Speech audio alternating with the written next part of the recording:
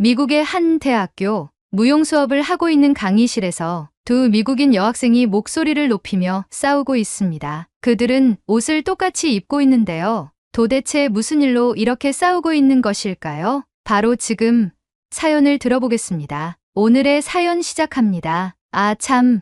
여러분의 구독과 좋아요는 가을을 빨리 오게 만듭니다. 놀러가기 좋은 날씨가 빨리 다가올 수 있도록 시원하게 한번 쏴주세요. 안녕하세요. 제 이름은 사라입니다. 저는 미국에서 태어나고 자랐지만 어린 시절부터 한국 문화에 매료된 한국의 찐팬이에요. 지금도 제 방 한쪽 벽에는 방탄소년단, 트와이스, 블랙핑크의 포스터가 빼곡하고 그들의 노래와 춤을 매일 따라 추는 것이 저의 일과 중 하나죠. 그리고 단순히 춤을 추는 걸 넘어 한국 드라마와 예능을 즐기면서 한국어도 공부하고 있어요. 요즘은 아이브와 뉴진스 같은 4세대 아이돌 그룹에도 푹 빠져 있답니다. 저는 K-팝뿐만 아니라 한국의 전통 문화도 너무나 사랑해요. 친구들과 한인타운에 가서 한국 음식을 먹어보고 담백하고 고소한 맛에 반해버렸어요. 저는 음식을 먹을 때 젓가락질을 더 잘하기 위해 집에서 콩을 옮겨 담는 연습까지 할 정도로 한국의 매력에 스며들었죠. 어느 순간부터 한국에 대한 저의 관심은 단순한 취미를 넘어 열정이자 사랑으로 자리 잡았어요. 저는 대학에서 현대무용을 전공하고 있어요. 워낙 어린 시절부터 K-팝 아이돌들의 춤을 따라 추기도 하고 댄스를 좋아하는 친구들끼리 댄스크루도 만들어서 대회도 나가고 그랬거든요. 그렇게 저는 춤을 추는 게 제일 행복했고 저의 전공도 무용으로 자연스럽게 이어졌죠. 그런데 최근에 한국과 관련된 사건이 하나 있어서 이렇게 제보를 드리려고 해요. 학기가 시작될 무렵 무용 수업 중 교수님께서 과제를 내주셨죠. 세계의 전통 무용을 조사해서 자신의 해석으로 무용 발표를 하는 과제를 받았어요. 전통 무용을 현대 무용으로 나만의 해석으로 재창작한다는 것에 설레었죠. 저는 집에 돌아와 검색창에 망설임 없이 한국 전통 무용을 검색했어요. 검색하자마자 첫 화면에 제 눈을 사로잡는 이미지가 있었어요. 바로 부채춤이었죠. 부채춤은 화려한 한복과 함께 부채를 이용해 선을 그리며 추는 아름다운 춤이었어요. 우아한 동작들과 부채를 펼쳤다, 접었다 하면서 춤을 완성하는 과정이 너무나 매력적이었죠. 저는 부채춤을 발표하면 게임 끝이라는 생각이 절로 들었어요. 저는 그 어떤 누구보다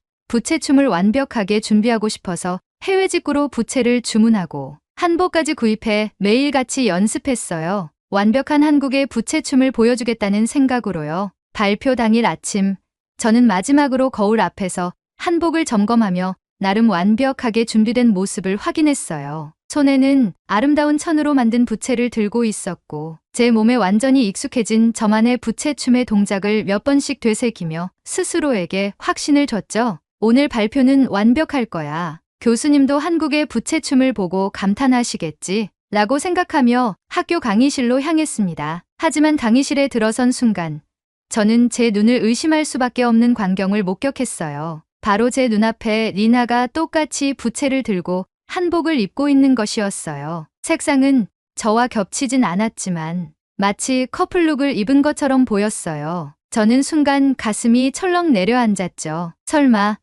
리나도 한국의 부채춤을 준비한 걸까? 라는 생각으로 저는 서둘러 리나에게 물어봤어요. 리나, 너도 한국의 부채춤을 준비했어? 그러자 리나는 무심하게 대답했어요. 응, 부채춤. 근데 이건 한국게 아니라 중국 전통춤이야. 그 말을 듣는 순간 제 머릿속은 아수라장이 되었어요. 중국 전통춤이라고?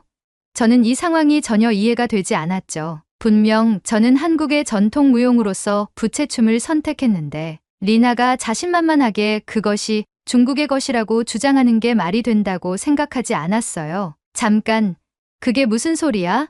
부채춤은 한국의 전통 무용이잖아. 저는 당황스러운 마음을 감추지 못한 채 리나에게 물었어요. 리나는 저를 바라보며 차분하게 설명했어요. 사라, 부채춤은 원래 중국에서 시작됐어. 내가 조사해본 결과 중국 전통 무용 중 하나가 부채춤이야. 중국의 풍속을 담아낸 춤이라고. 그녀의 말을 듣고 있는 동안 저는 황당하고 어이가 없었어요. 분명 저는 부채춤에 대해 깊이 조사했고 한국의 전통 무용이라는 확신이 있었는데 리나가 그렇게 당당하게 중국의 전통이라고 주장하는 것을 이해할 수 없었거든요. 저는 바로 반박했어요. 아니야, 리나. 내가 조사한 바로는 부채춤은 한국의 전통 무용이야. 한국의 조선시대 때부터 궁중무용의 일환으로 발전한 춤이라고 알고 있어. 게다가 부채와 한복의 조화는 한국 고유의 미적 감각을 보여주는 대표적인 예술 중 하나라고. 리나는 고개를 저으며 반박했어요. 그건 내가 조사한 자료고 내가 조사한 건 중국 자료야. 중국은 훨씬 오래전부터 부채를 사용한 무용을 해왔고 지금도 중국의 전통 무용 공연에서 부채춤을 자주 선보이고 있어. 한복도 한푸에서 영감을 얻고 만든 거라던데. 그 순간 저는 속이 답답해지기 시작했어요. 부채춤이 중국의 것이라는 건 도저히 납득할 수 없었어요. 그리고 한국의 한복이 고유 전통 의상이고 중국이 이것을 자신의 문화로 만들기 위해 한푸라는 옷을 만들었다는 것도 알았거든요. 발표 시간이 가까워질수록 우리는 계속해서 각자의 입장을 주장했지만 결론이 나지 않았어요. 그리고 리나는 제게 약간의 공격적으로 말을 하기 시작했어요. 우선 준비한 발표나 잘하자. 얼마나 잘 표현하는지가 중요하잖아. 한국을 대표해서 잘해봐. 그리고는 몸을 풀기 위해 제게서 멀어졌어요. 이윽고 교수님이 들어오시고 강의실 안은 긴장감이 돌기 시작했어요. 발표가 시작되기 직전 저는 심한 불안감에 휩싸였습니다. 내가 잘못 알고 있는 건 아닐까?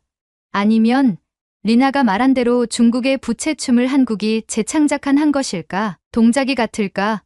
등 수많은 생각들이 머릿속이 복잡하게 얽히면서 점점 불안이 커져만 갔어요. 혹시나 제가 잘못 조사한 건 아닐까 하는 의심이 밀려왔죠. 하지만 저는 이번 발표 준비를 위해 한국의 부채춤에 대해 애정이 깊어졌고 확신을 가지고 준비해왔기 때문에 제대로 저의 무용을 표현하여 리나의 코를 납작하게 만들고 싶었죠. 곧 리나의 발표가 시작되었고 저는 긴장된 마음으로 지켜봤습니다. 리나는 부채를 펴서 우아한 동작을 선보이며 춤을 추기 시작했어요. 그런데 리나가 보여준 춤이 저의 예상보다 훨씬 더 저에게 충격을 안겨주었어요. 그녀의 동작들은 너무나도 익숙했습니다. 제가 지난 몇 주 동안 연습했던 부채춤과 너무나도 흡사했기 때문이었죠. 이게 어떻게 된 일이지?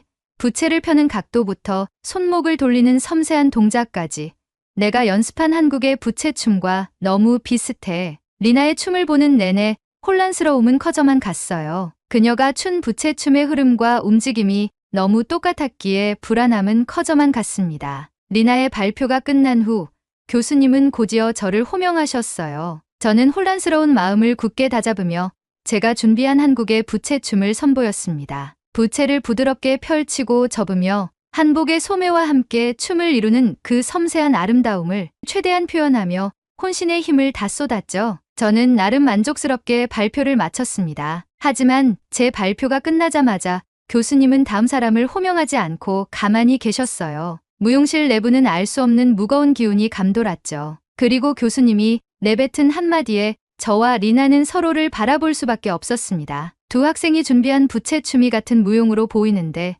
각각 한국과 중국의 전통 무용이라고 주장하네요. 이 부분은 저도 다시 한번 확인해 보겠습니다. 두 학생은 정확히 어느 나라의 춤인지 조사해서 다음 시간에 다시 발표하세요. 채점은 그때 하도록 하겠습니다. 교수님의 말은 저에게 큰 충격이었습니다. 분명히 서로 다른 문화에서 시작된 것이라고 믿었던 부채춤이 교수님이 보시기에도 같은 무용처럼 보인다는 게 머릿속을 더욱 혼란스럽게 만들었죠. 다음 학생이 발표를 재개하고 저와 리나는 어쩔 수 없이 다시 논쟁을 시작했어요. 리나는 고개를 저으며 답답한 목소리로 말했어요. 사라, 나도 당황스러워. 이렇게 춤이 똑같을 줄은 몰랐어. 근데 분명히 내가 조사한 자료에서는 중국의 부채춤이라고 했단 말이야. 저는 한숨을 쉬며 고개를 끄덕였습니다. 나도 같은 마음이야. 하지만 내가 조사한 자료에서는 한국의 부채춤이야. 차라리 둘 다 더 정확하게 조사해보는 게 나을 것 같아. 그 순간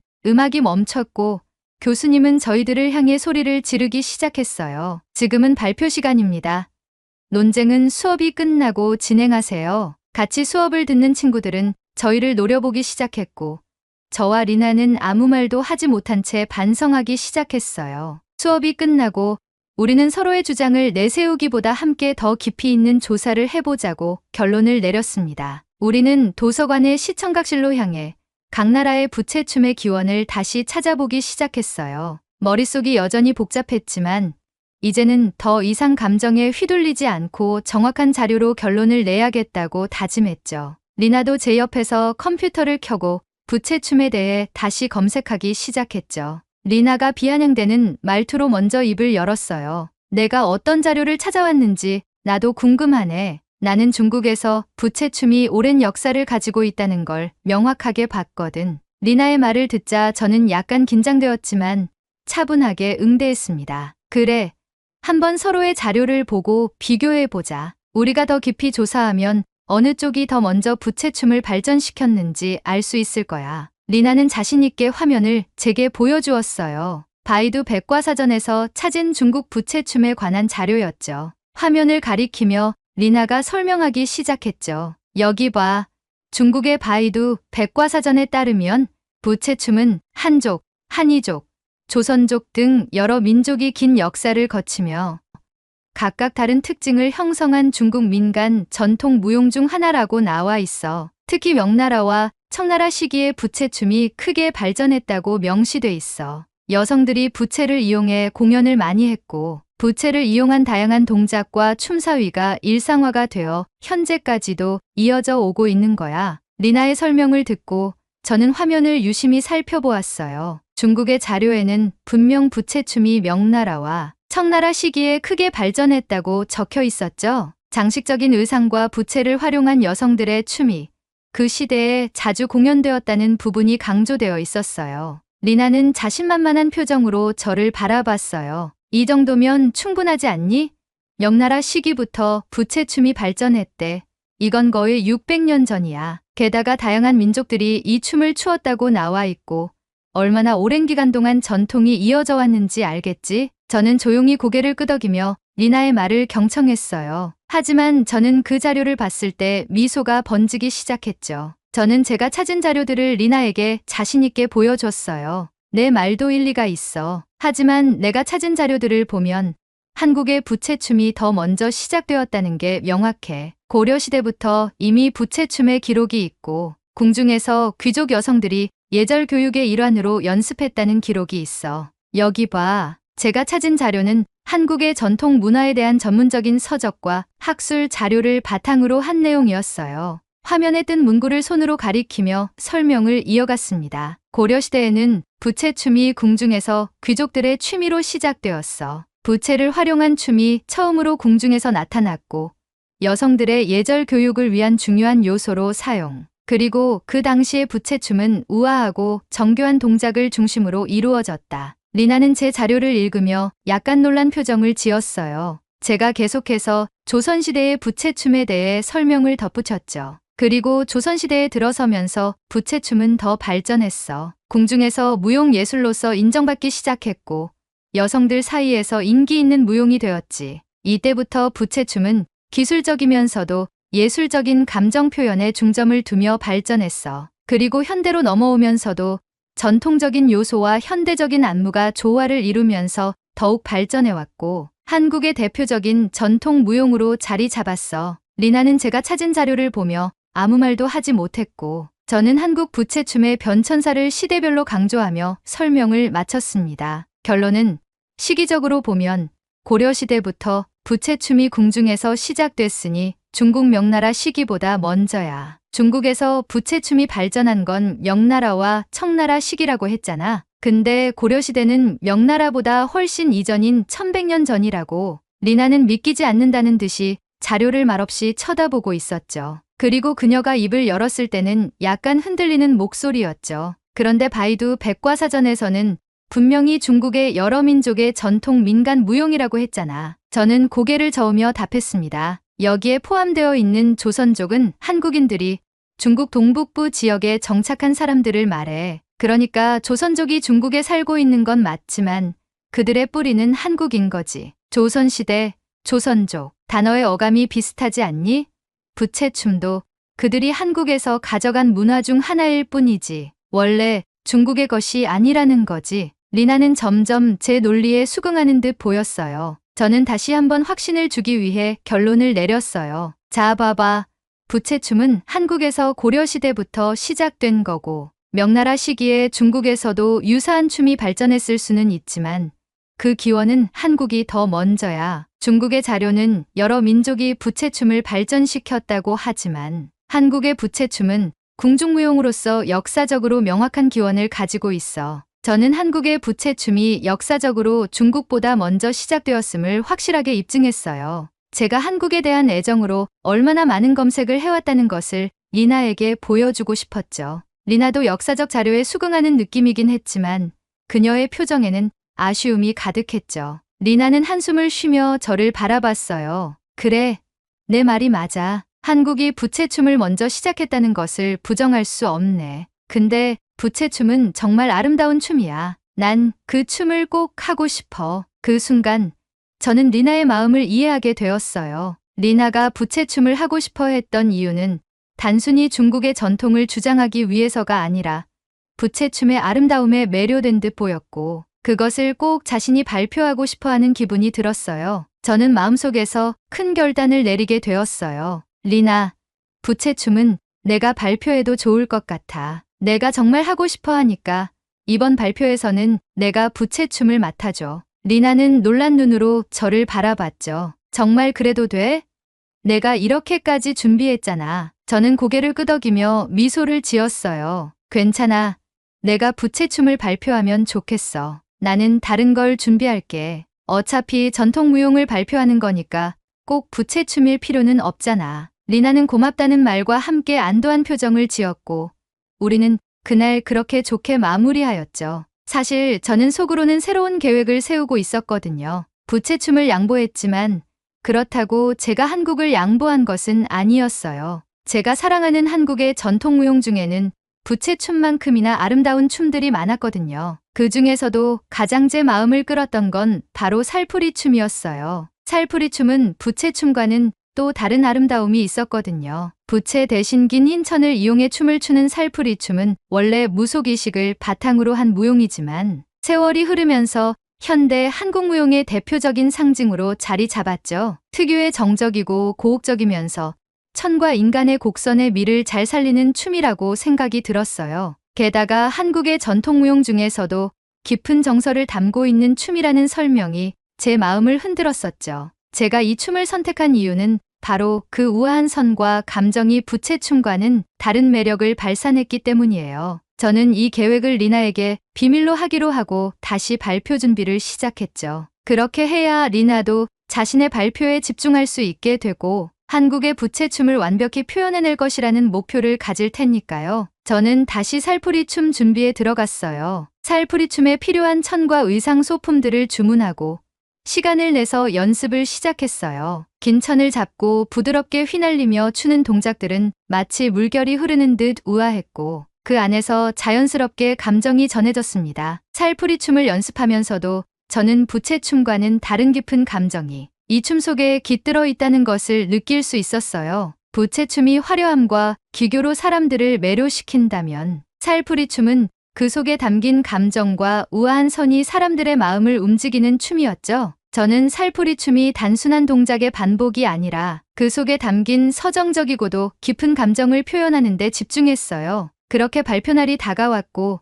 저는 의상과 길게 늘어선 천을 다시 한번 꼼꼼히 체크했어요. 기존의 부채춤을 준비했을 때와는 또 다른 형태의 자신감이 서서히 차오르고 있었어요. 살풀이 춤은 저만의 방식으로 해석하고 현대적인 안무와 전통적인 동작을 결합해 발표할 계획이었죠. 리나와 마주쳤을 때 저는 리나의 표정을 잊을 수 없었어요. 리나는 제가 부채춤을 포기하고 아무것도 준비하지 않을 줄 알고 걱정을 했다고 하더라고요. 저는 리나에게 말했어요. 나 역시 한국의 또 다른 춤을 준비했어. 오늘 우리 한국의 전통무용으로 무용실을 씹어먹어보자. 리나의 표정은 금세 화색이 되었고 저와 리나는 서로를 위해 진한 포옹을 했어요. 교수님이 오시고 리나는 자신감 넘치는 표정으로 무용실 중앙으로 나갔어요. 평소보다 더욱 당찬 그녀의 발걸음에 안심이 되었죠. 그녀는 이전 발표보다 더욱 아름답게 한국의 부채춤을 선보였어요. 부채를 펼치고 접는 동작들이 더 섬세해졌고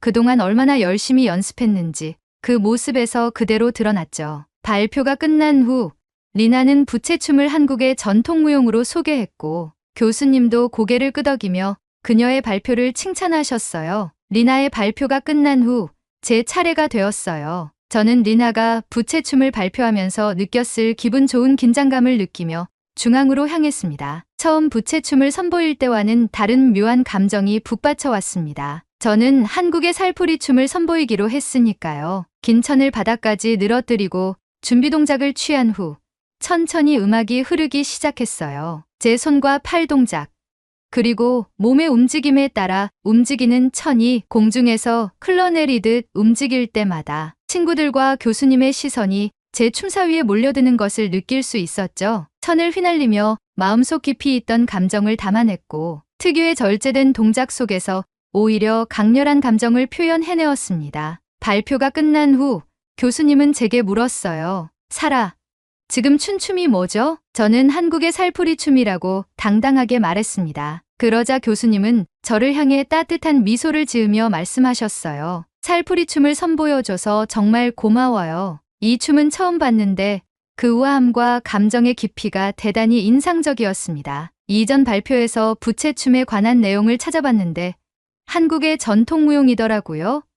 한국의 부채춤을 잘 표현해준 리나도 고생 많았고 새로운 한국의 전통무용을 준비한 사라에게도 고맙다는 말을 전하고 싶네요. 둘 다 수고 많았어요. 친구들도 박수를 쳐주었고 저는 리나를 보며 흐뭇한 미소를 지었어요. 그리고 리나는 저를 보며 놀란 표정을 감추지 못했어요. 사라, 넌 이런 계획을 하고 있었구나. 살풀이 춤 정말 아름다웠어. 왜 나한테 말 안 했어? 저는 미소를 지으며 대답했어요. 너에게 부채춤에만 집중하게 해주고 싶었거든. 대신 나도 한국에 또 다른 아름다운 춤을 선보일 기회가 있었으니까. 그렇게 저는 리나와 함께 발표를 성공적으로 마쳤고 두 사람 모두 높은 점수를 받을 수 있었습니다. 발표는 끝났지만 이번 경험을 통해 한국의 전통무용에 대한 제 사랑은 더 깊어졌습니다. 저에게는 살풀이 춤을 준비한 그 시간들이 너무나 소중했어요. 부채춤을 리나에게 양보하고 살풀이 춤으로 새롭게 도전했을 때의 그 결정은 저에게 큰 성취감을 안겨주었습니다. 단순히 점수를 잘 받았기 때문이 아니었어요. 한국 전통 무용의 아름다움을 몸으로 느끼고 그것을 무대 위에서 표현할 수 있었다는 점에서 저는 진정한 보람을 느꼈습니다. 그리고 한 가지 더 중요한 것은 리나와의 우정이 더욱 끈끈해졌다는 점이었어요. 처음에는 부채춤 때문에 서로 논쟁을 벌였지만 결국 우리는 함께 성장했고 서로를 존중하게 되었죠. 리나는 저의 양보에 감사했고 저도 그녀가 부채춤을 멋지게 해낸 모습을 보며 뿌듯함을 느꼈습니다. 하지만 이 발표 이후 제 마음속에는 한 가지 풀리지 않는 걱정이 계속 남아 있었습니다. 이번 경험을 통해 저는 한국의 전통무용이 얼마나 아름답고 깊은 역사를 가지고 있는지 다시 한번 깨달았지만 동시에 그 전통이 위협받고 있다는 생각도 강하게 들었어요. 제가 사연을 제보하는 이유도 이것 때문입니다. 저는 유튜브를 보다가 썸네일에서 익숙한 부채춤을 보게 되었어요. 그런데 적혀있던 제목에는 중국의 전통 공연이라고 쓰여져 있고 심지어 해외를 돌아다니며 공연하는 중국 전통무용단의 모습이 담긴 영상이었습니다. 그런데 그 영상 속에서 낯익은 춤과 음악이 등장했죠. 익숙한 부채춤의 동작들과 한국의 음악처럼 음율이 흘러가는 순간 가슴 속에서 분노가 치밀어 올랐어요. 리나와 논쟁을 벌이게 만든 원흉을 찾은 느낌이 들었죠. 중국이 그것을 자신들의 것이라고 홍보하고 있는 것이잖아요. 하지만 댓글을 보고 마음이 한시름 놓이긴 했어요. 이미 전 세계의 수많은 사람들이 댓글로 중국의 문화 약탈을 지적하고 있었던 겁니다. 한국의 문화를 도둑질하지 말라는 댓글들 속에서 저는 전 세계인들이 이 문제를 이미 인식하고 있다는 사실에 약간은 안도했지만 동시에 아직도 너무 많은 사람들이 그 진실을 알지 못한다는 생각에 마음이 무거웠어요. 그래서 저는 이렇게 여러분에게 사연을 보냅니다. 제가 이번 발표를 통해 느꼈던 감정과 경험들을 여러분과 나누고 한국에 당부하고 싶어요. 한국의 전통무용은 단순한 춤이 아닙니다. 제가 발표한 춤에는 한국의 정서가 담겨 있었고 그 아름다움은 세계 어느 곳에서도 찾아볼 수 없는 고유한 것이에요. 그러나 이 소중한 전통이 중국에게 뺏긴다면 여러분은 가만히 있을 수 있겠습니까? 중국은 이미 전 세계 무대에서 한국의 문화를 자신들의 것이라고 주장하고 홍보하러 다니고 있어요. 부채춤, 살풀이춤, 타령, 그리고 심지어는 한복까지도 그들의 전통으로 둔갑시키려 하고 있습니다. 저는 제가 사랑하는 한국이 전통을 지키는 모습을 보고 싶습니다. 아직 한국에 대해 알아가고 싶은 것이 많습니다. 전 세계적으로 많은 인기를 얻고 있는 K컬처의 위상이 더욱 높아지길 바랍니다. 한국의 전통 문화를 지켜주세요. 그 아름다움을 잃지 마세요. 뺏기지 마세요. 한국에 대한 사랑은 현재 진행형입니다. 사랑합니다, 한국. 오늘의 이야기 어떠셨나요? 진실은 역사 속에 있습니다. 하지만 이 진실을 끊임없이 강조해야 하는 것은 후손들이라고 생각합니다. 오늘의 이야기에 공감하신다면 구독, 좋아요 한 번씩 부탁드리겠습니다. 다음에 더 좋은 사연으로 찾아뵙겠습니다. 시청해주셔서 감사합니다. 외국의 한 민박집에서 아시아인들이 다투고 있습니다. 두 여성은 중국인과 한국인이라고 하는데요. 중국 커뮤니티에서 난리난 이 영상에 한국을 비하하는 댓글이 엄청나게 달리고 있다고 합니다. 오늘의 영상처럼 중국인에게 폭력을 당한 한국인의 사연을 여러분께 전해드리려 합니다. 진짜 이렇게까지 민폐를 끼칠 수가 있나요? 너무 황당하고 어이가 없어서 이렇게 글을 남깁니다. 도대체 우리나라 여성에게 어떠한 일이 생긴 것일까요? 여러분의 좋아요 버튼에 힘을 얻어 비디오를 재생하겠습니다. 바로 지금 오늘의 사연 시작하겠습니다. 안녕하세요. 저는 현재 프랑스 파리에서 유학 중이고 미디어 커뮤니케이션 전공을 공부하고 있는 26살 박지우라고 합니다. 어릴 때부터 해외 여러 나라에서 일해보고 싶었고 특히 유럽의 미디어 산업과 글로벌 커뮤니케이션 환경을 배우고 싶어서 어렵게 프랑스로 유학을 왔습니다. 프랑스어는 물론 영어까지 공부해야 해서 힘들지만 그래도 꿈을 위해 열심히 버티고 있습니다. 하지만 유학이라는 게 사람들이 흔히 생각하는 것처럼 로맨틱하지는 않습니다. 낭만적인 파리 생활이라는 것은 사실 관광객들이나 꿈꾸는 환상에 가깝습니다. 유학생의 현실은 전혀 다릅니다. 프랑스의 높은 물가와 비싼 월세는 유학생들에게 엄청난 부담이 됩니다. 저는 운이 좋게 작은 원룸을 구했지만 월세만 해도 800유로가 넘습니다. 여기에 전기세, 수도세, 인터넷, 요금, 교통비, 식비까지 더하면 한 달 생활비가 150만 원이 훌쩍 넘습니다. 부모님이 학비를 지원해 주시긴 하지만 생활비까지 전부 감당하기에는 부담이 커서 저도 직접 돈을 벌어야 했습니다. 사실 유학생들 사이에서 아르바이트는 선택이 아니라 필수입니다. 프랑스에서는 학생비자로 주당 20시간까지 합법적으로 일을 할 수 있습니다. 저도 처음에는 여러 가지 일을 시도해 봤습니다. 처음 한 일은 동네 카페에서 서빙하는 일이었습니다. 하지만 여기서 금방 포기하고 말았습니다. 손님들이 불친절한 건 기본이고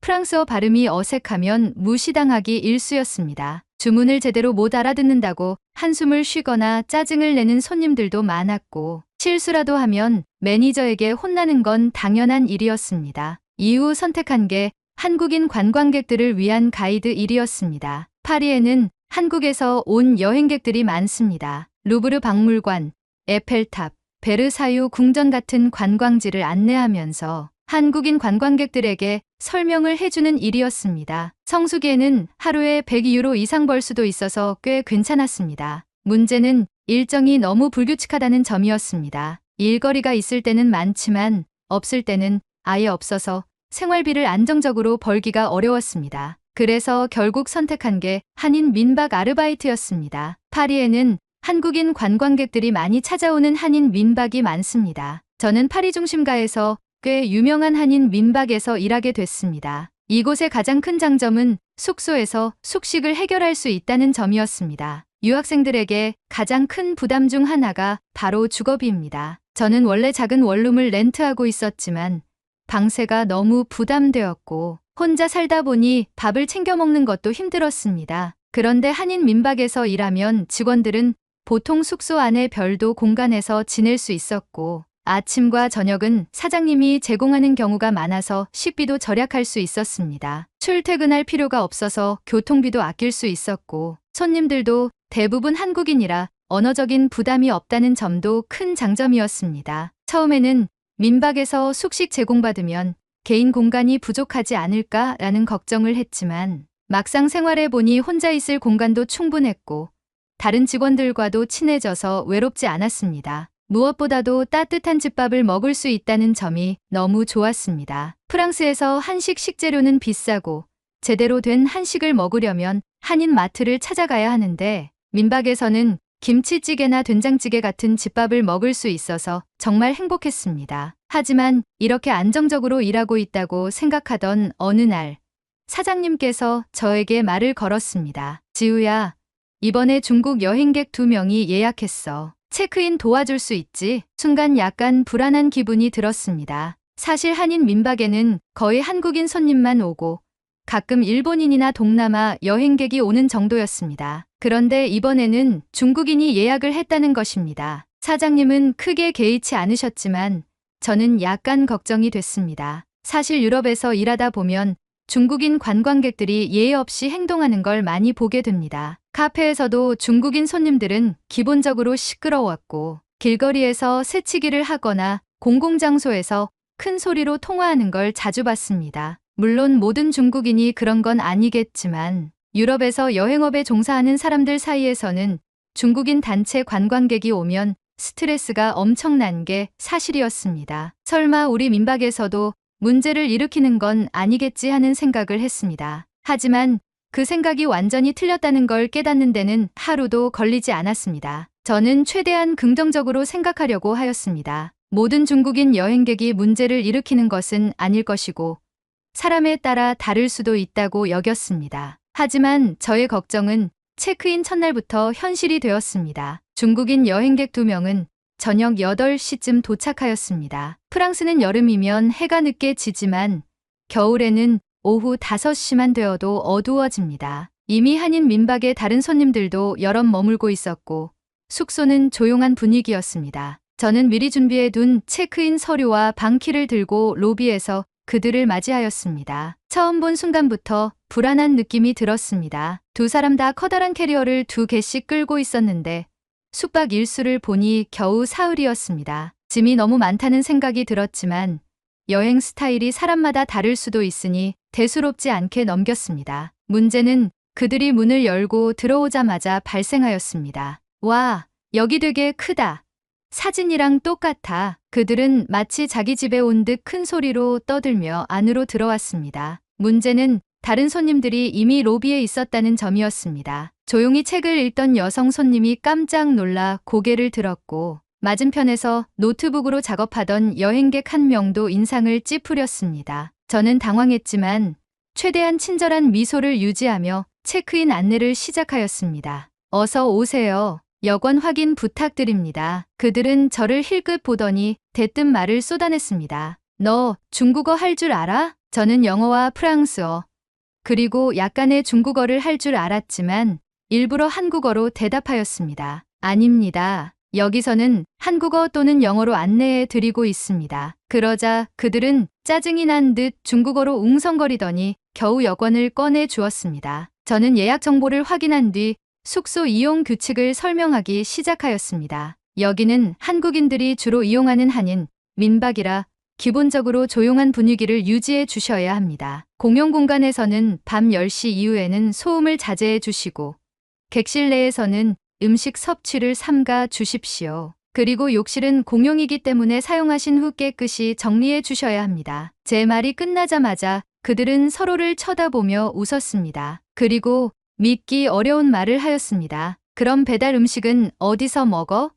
한국인들 배달 좋아하잖아. 저는 순간 당황하였습니다. 우리 민박에서는 배달 음식을 시켜 먹는 것이 금지되어 있었습니다. 아침과 저녁은 사장님이 직접 준비해 주시고 따로 음식을 먹고 싶으면 근처 식당을 이용해야 했습니다. 이유는 간단하였습니다. 한 번 배달 음식을 허용하면 숙소 곳곳에 음식물이 남아 위생 문제가 발생할 수 있었기 때문이었습니다. 죄송하지만 배달 음식은 숙소 내에서 드실 수 없습니다. 근처 맛집을 안내해 드릴 수 있습니다. 하지만 그들은 이미 제 말을 듣지 않고 있었습니다. 아이, 상관없어. 여기 한국인들도 몰래 먹고 있을걸? 저는 그 말을 듣고 직감하였습니다. 이 손님들은 규칙을 지킬 생각이 없다는 것을. 체크인을 마치고 방을 안내하였지만 문제는 계속해서 발생하였습니다. 방에 들어간 지 불과 10분도 지나지 않아 문이 벌컥 열리더니 한 명이 뛰어나왔습니다. 이거 왜 이렇게 좁아요? 사진보다 작잖아요. 저는 순간 무슨 말인가 싶어 확인하러 갔습니다. 그들이 배정받은 방은 원래 2인실로 우리 민박에서도 가장 인기 있는 객실이었습니다. 그런데 그들은 불만이 가득한 표정으로 저를 쳐다보며 불평을 늘어놓았습니다. 우린 트윌룸인 줄 알았는데 더블 침대 하나밖에 없잖아요. 이거 환불해 주세요. 저는 당황스러워 예약 내역을 다시 확인하였습니다. 그들이 예약한 객실은 분명 더블룸이었습니다. 예약할 때 객실 사진과 설명이 명확하게 나와 있었는데 이제 와서 방을 바꿔 달라고 요구하는 것이었습니다. 죄송하지만 현재 다른 객실은 만실이라 변경이 어렵습니다. 예약하실 때 더블룸으로 선택하셨고 웹사이트에도 명시되어 있습니다. 그러자 그들은 중국어로 투덜거리며 불만을 표하였습니다. 그중 한 명은 짜증이 난 듯 캐리어를 열고 옷을 꺼내다가 갑자기 제 쪽을 바라보며 황당한 말을 내뱉었습니다. 이불 더 있어요? 이거 너무 얇은데. 저는 순간 말을 잃었습니다. 민박에서 제공하는 이불은 두꺼운 편이었고 다른 손님들도 불만을 제기한 적이 없었습니다. 그런데 이들은 무슨 이유에서인지 계속 트집을 잡고 있었습니다. 현재 기본 제공되는 이불 외에는 추가 이불이 없습니다. 혹시 춥다면 난방 온도를 조절해 드릴 수 있습니다. 하지만 그들은 마치 제 말이 귀찮다는 듯 듣는 둥 마는 둥 하며 방으로 들어갔습니다. 방으로 들어가며 한국인 어쩌고 저쩌고 하는 소리를 흘리며 방문을 꽝 하고 닫았습니다. 저는 한숨을 쉬고 방에서 나왔습니다. 체크인부터 이러니 앞으로 사흘 동안 어떤 일이 벌어질지 감이 잡히지 않았습니다. 그러나 이것은 단지 시작일 뿐이었습니다. 이들의 민폐 행동은 그날 밤부터 본격적으로 시작되었습니다. 한 손님이 샤워를 하려고 욕실에 갔다가 깜짝 놀라 돌아와서 저에게 말하였습니다. 지우 씨, 화장실 바닥이 너무 젖어 있는데요? 수건이라도 깔아야 할 것 같아요. 저는 곧바로 욕실을 확인하러 갔습니다. 문을 열자마자 바닥이 흠뻑 젖어 있는 게 보였습니다. 중국인 여행객들은 샤워를 하면서 문을 닫지 않고 사용한 듯 했습니다. 세면대 주변에는 물이 흘러넘쳐 있었고 슬리퍼를 신지 않으면 들어가기 어려울 정도였습니다. 저는 속으로 생각하였습니다. 이 손님들, 과연 내일까지 아무 문제 없이 넘어갈 수 있을까? 그러나 그 기대는 몇 시간 만에 완전히 무너지고 말았습니다. 다음 날 아침, 저는 평소보다 일찍 눈을 떴습니다. 사실 정확히 말하면 원치 않게 깨어나고 말았습니다. 그 이유는 간단했습니다. 전날 밤 중국인 손님들이 복도에서 시끄럽게 통화를 하며 떠들어대는 바람에 제대로 잠을 이루지 못했기 때문이었습니다. 처음에는 여행에서 돌아와 흥분된 상태라서 그럴 수도 있겠다고 생각하고 참으려고 했습니다. 하지만 새벽 2시가 넘어서도 그들의 대화 소리는 점점 더 커져만 갔습니다. 결국 더 이상은 견딜 수 없어 직접 그들의 방을 찾아갔습니다. 손님들, 죄송하지만 다른 손님들이 주무시고 계십니다. 복도에서는 조용히 해주시겠어요? 저는 최대한 정중한 태도로 요청하였습니다. 그러자 그들은 별로 미안해하는 기색도 없이 저에게 눈을 흘기며 문을 닫고 들어가 버렸습니다. 그러나 그 순간부터 더욱 황당한 일이 벌어졌습니다. 그들은 방 안에서 더 큰 목소리로 통화를 하기 시작했고 웃음소리와 말소리는 여전히 복도를 타고 새어나왔습니다. 한 손님이 새벽 3시쯤 제게 다가와 조용히 속삭였습니다. 죄송한데 저 방에서 너무 시끄럽게 굴어서 잠을 잘 수가 없어요. 혹시 다시 이야기해 주실 수 있을까요? 저는 다시 한번 문을 두드리고 부탁을 드렸습니다. 이번에는 조금 더 단호한 어조로 말했습니다. 손님들, 늦은 시간이라 다른 분들이 많이 불편해하고 계십니다. 숙소의 규칙상 밤 10시 이후에는 조용히 해 주셔야 합니다. 그제야 그들은 마지못해 조용해졌습니다. 그러나 저는 이미 잠에서 완전히 깨어버려 피곤한 몸을 이끌고 새벽까지 뒤척여야 했습니다. 그렇게 겨우 잠이 들었는데 아침이 되자 또 다른 문제가 발생하였습니다. 아침 식사는 보통 오전 7시 반부터 제공되었는데 그날따라 부엌에서 유난히 큰 소음이 들려왔습니다. 조식을 준비하던 사장님께서 다급하게 저를 불렀습니다. 지우 씨, 빨리 와봐요. 놀란 마음에 부엌으로 뛰어갔더니 그곳에서는 믿을 수 없는 광경이 펼쳐져 있었습니다. 중국인 손님 2명이 냉장고를 열어두고 마음대로 음식을 꺼내 먹고 있었던 것입니다. 원래 조식으로 제공되는 반찬들과 밥, 국이 따로 준비되어 있었지만 그들은 마치 자기 집인 양 냉장고를 뒤지며 추가 반찬을 꺼내고 심지어 사장님이 따로 보관해둔 재료들까지 손을 대고 있었습니다. 이거 우리가 먹어도 되죠? 저는 순간 당황하여 말이 나오지 않았습니다. 사장님께서는 차분한 목소리로 말씀하셨습니다. 손님들, 냉장고 안의 음식들은 자유롭게 꺼내 드시는 것이 아닙니다. 조식으로 제공되는 음식만 드실 수 있습니다. 그러나 그들은 별로 개의치 않는다는 듯 웃으며 대답했습니다. 아, 몰랐어요. 그런데 어차피 여기 있는 거 다 같은 거 아니에요?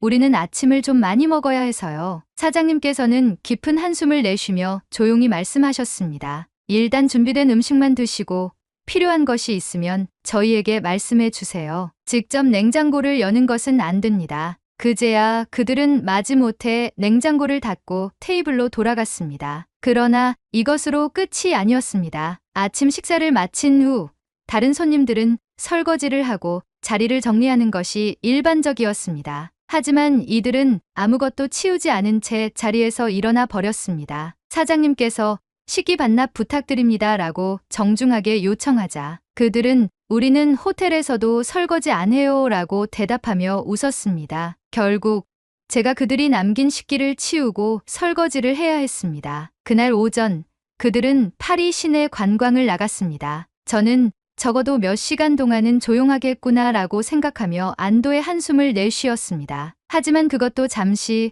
오후에 그들이 숙소로 돌아오자 또 다른 문제가 발생하였습니다. 그들은 복도에서 신발을 벗어놓고 객실로 들어갔는데 그 신발에서 악취가 심하게 났습니다. 한 손님이 저에게 조용히 다가와 말했습니다. 죄송한데 복도에 두신 신발에서 냄새가 좀 심하게 나네요. 혹시 저희 방까지 냄새가 들어오지는 않을까요? 저는 난감한 표정을 지으며 곧바로 중국인 손님들의 방을 찾아갔습니다. 문을 두드리고 정중하게 말씀드렸습니다. 손님들, 실례지만 복도에 신발을 두시면 안 됩니다. 개인 공간 안에 보관해 주세요. 그러자 그들은 어이없다는 표정을 지으며 대답했습니다. 아니, 신발을 방 안에 두면 냄새가 나잖아요. 저는 순간 말문이 막혔습니다. 하지만 억지로 감정을 누르고 다시 설명했습니다. 죄송하지만 여기는 공용 공간이라 모든 손님들이 이용하십니다. 신발은 반드시 객실 안에 보관해 주시기 바랍니다. 결국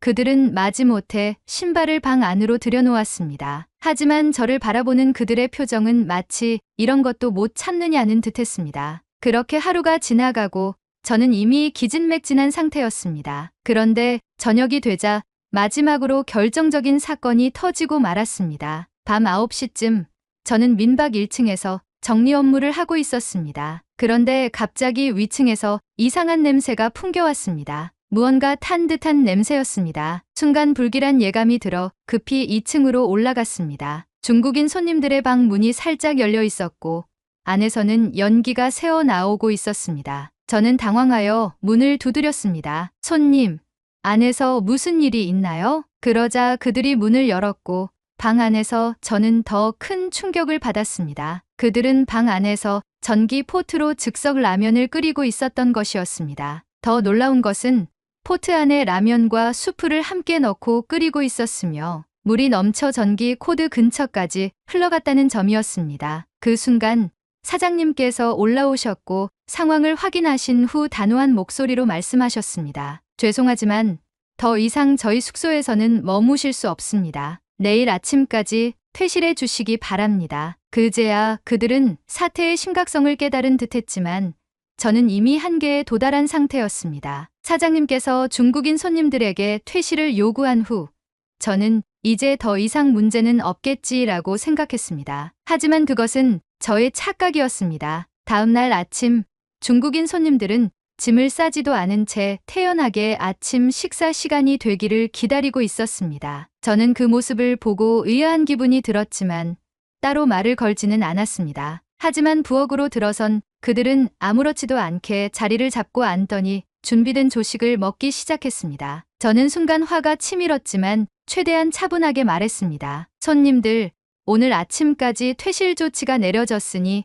조식은 제공해 드릴 수 없고요. 퇴실해 주셔야겠습니다. 그러자 한 명이 어이없다는 듯 웃으며 대답했습니다. 우리는 돈을 냈어요. 여기에서 제공하는 서비스는 끝까지 받아야죠. 저는 황당한 표정으로 사장님을 바라보았습니다. 사장님도 어이없어 하시며 단호하게 말씀하셨습니다. 죄송하지만 더 이상 숙박이 불가능하시기 때문에 조식 이용도 어렵습니다. 다른 손님들도 계시니 이제 그만 자리에서 일어나 주십시오. 하지만 그들은 자리에서 일어날 생각조차 하지 않았습니다. 오히려 더 느긋한 태도를 취하기 시작했고 그중 한 명은 밥그릇을 든 채 저를 노려보며 말했습니다. 우리는 서비스가 엉망인 곳에서 묵었어요. 이 정도는 당연히 보상받아야 해요. 순간 저도 모르게 분노가 치밀어 올랐습니다. 저는 며칠 동안 쌓인 스트레스를 억누르지 못하고 그들에게 한 걸음 다가가 말했습니다. 도대체 언제까지 이기적인 행동을 하실 겁니까?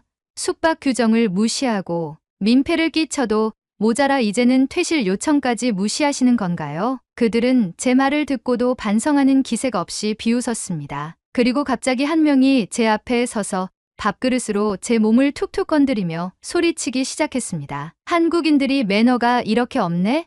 난 손님이라고.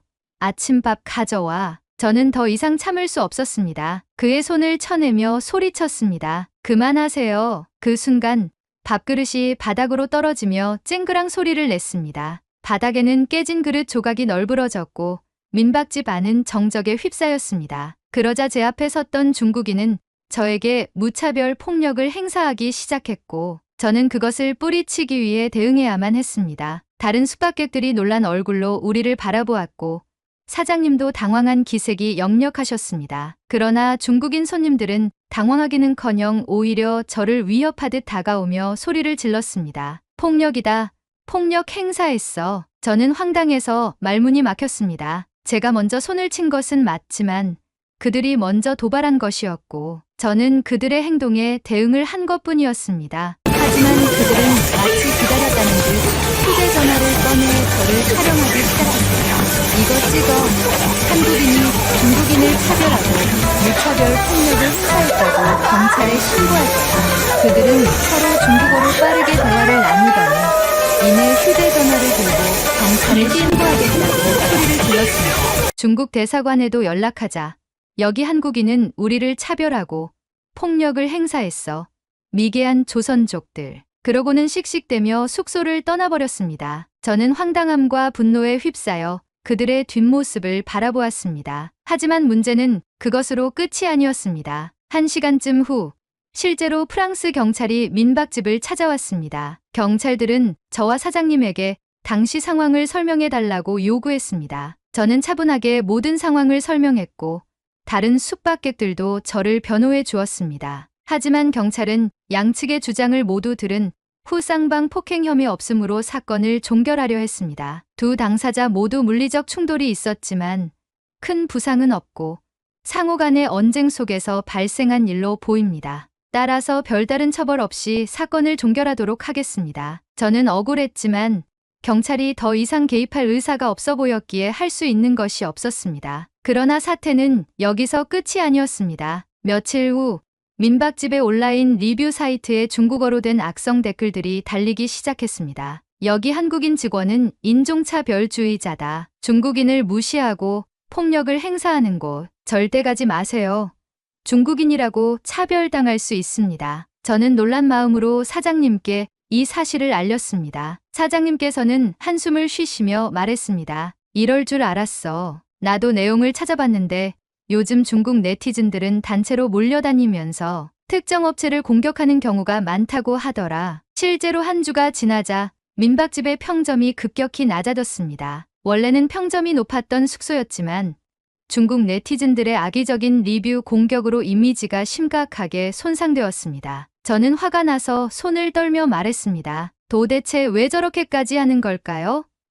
자신들이 민폐를 끼쳐놓고 이제 와서 피해자인 척하다니요. 그러나 사장님께서는 차분한 표정으로 말씀하셨습니다. 괜찮아. 앞으로는 중국 손님들은 받지 않으면 되지. 그냥 한국인들만 받으면 이런 문제는 없을 거야. 지우, 너도 이제 신경 쓰지 마렴. 난 괜찮으니까. 사장님은 애써 평정심을 찾으려는 것 같았지만 저는 그 말을 듣고도 도무지 화가 가라앉지 않았습니다. 중국인 손님들의 뻔뻔한 태도, 경찰의 무책임한 태도, 그리고 중국 네티즌들의 집단 공격까지 모든 것이 억울하고 분노스러웠습니다. 저는 창밖을 바라보며 깊은 한숨을 쉬었습니다. 앞으로 중국인들은 제 눈앞에 나타나지 않았으면 좋겠다는 생각이 머릿속에서 떠나질 않았습니다. 중국인들은 대체 왜 저러는 걸까요? 어른들이 중국인들을 엄청 혐오하던데 저 역시도 중국인들이 혐오스러워지려고 합니다. 과거 중국인들이 우리에게 어떤 몹쓸 짓을 했나요? 어른들의 이야기를 듣고 싶습니다. 오늘의 사연은 여기까지입니다. 중국인들의 만행이 가면 갈수록 더 심해지고 있는 것 같습니다. 이렇게 중국인을 혐오하는 문화가 번진 이유에 대한 여러분의 생각을 댓글로 남겨주세요. 오늘의 비디오가 공감이 되신다면 구독, 좋아요 한 번씩 부탁드리겠습니다. 그리고 여러분의 댓글은 제게 큰 힘이 됩니다. 다음엔 더 흥미로운 사연으로 여러분을 찾아뵙겠습니다. 시청해주셔서 감사합니다.